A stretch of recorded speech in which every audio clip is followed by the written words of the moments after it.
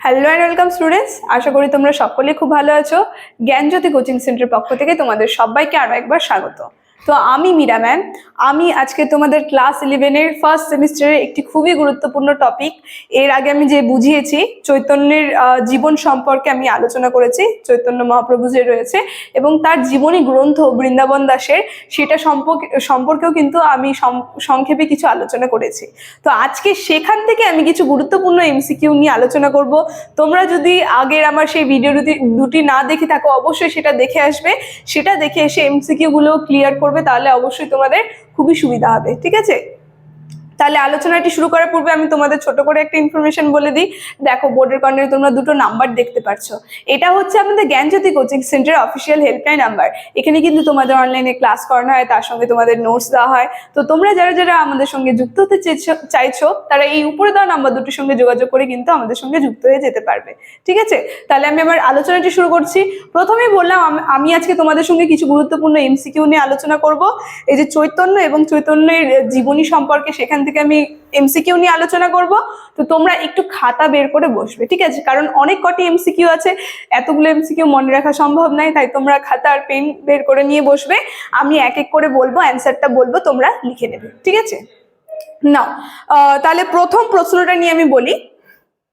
প্রথম প্রশ্নটা তোমরা যেটা লিখবে, চৈতন্যদেবের জন্ম হয়েছিল। আমি একেবারে অ্যান্সারটা বলে দিচ্ছি, ঠিক আছে? কোশ্চেনটা বলে আমি অ্যান্সারটা বলে দিচ্ছি, অপশন আর বলছি না। দেখো, চৈতন্যদেবের জন্ম হয়েছিল, অ্যান্সারটা হবে 1486 খ্রিস্টাব্দে। চৈতন্যদেবের জন্ম 1486 খ্রিস্টাব্দে। খুবই গুরুত্বপূর্ণ প্রশ্ন। 2 নম্বর প্রশ্ন তোমরা লিখবে, চৈতন্যদেব প্রচার করেছিলেন, চৈতন্যদেব কোন রস প্রচার করেছিলেন?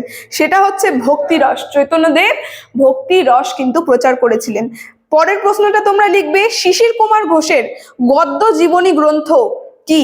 শিশির কুমার ঘোষের গদ্য জীবনী গ্রন্থ হচ্ছে অমিয় নিমাই চরিত। ঠিক আছে, তারপরে পরের প্রশ্নটি তোমরা লিখবে, শ্রী চৈতন্যকে নিয়ে লেখা গিরিশচন্দ্র ঘোষের বইটির নাম কি?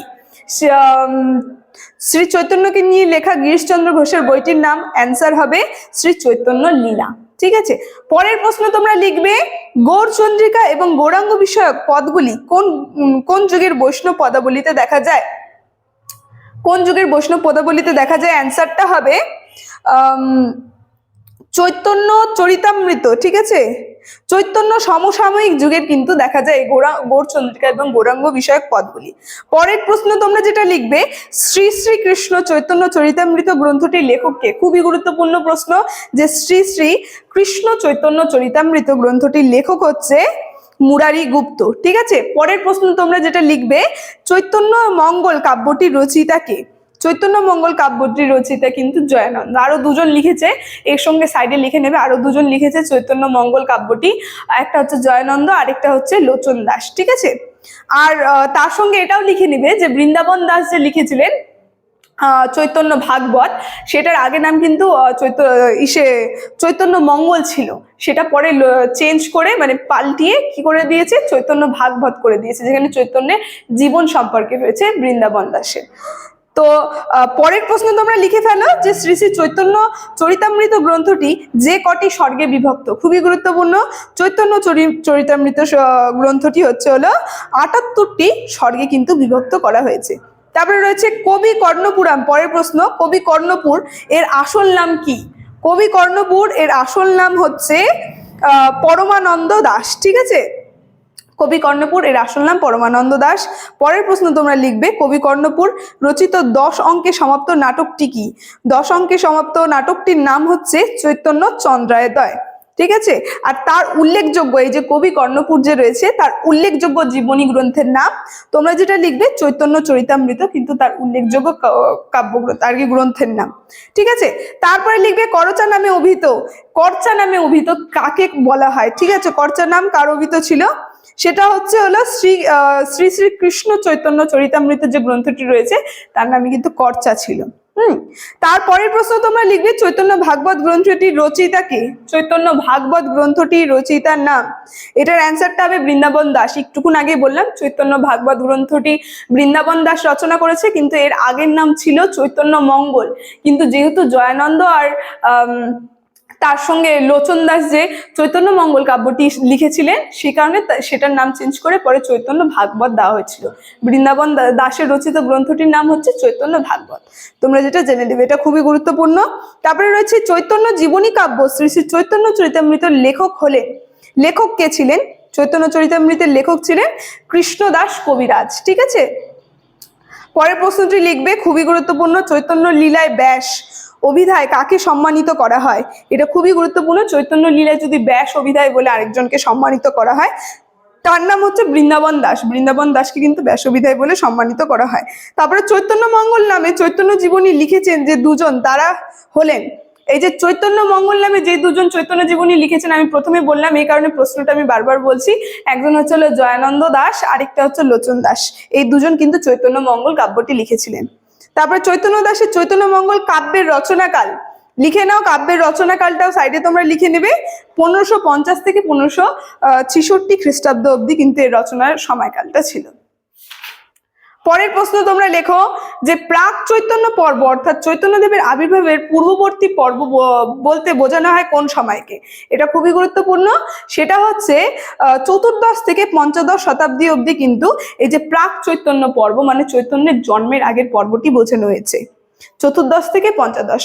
পরের প্রশ্ন লিখবে চৈতন্য পর্ব। ঠিক আছে, এইটা তোমাদের খুবই গুরুত্বপূর্ণ। একটা হচ্ছে চৈতন্য পর্ব, আরেকটা হচ্ছে চৈতন্যোত্তর। ঠিক আছে, চৈতন্যোত্তর পর্ব, এই দুটার মধ্যে পার্থক্য রয়েছে। চৈতন্য পর্ব কোন সময়টাকে বোঝানো হয়?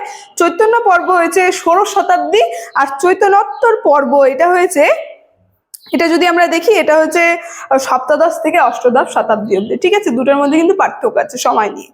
বলেছে চৈতন্যদেবের মৃত্যু হয়েছিল কত সালে? খুবই গুরুত্বপূর্ণ, 1533 খ্রিস্টাব্দে কিন্তু চৈতন্যদেবের মৃত্যু হয়েছিল। পরের প্রশ্ন তোমরা লিখবে চৈতন্যদেবের সময়কাল। চৈতন্যদেবের সময়কালটা তোমরা লিখে নাও।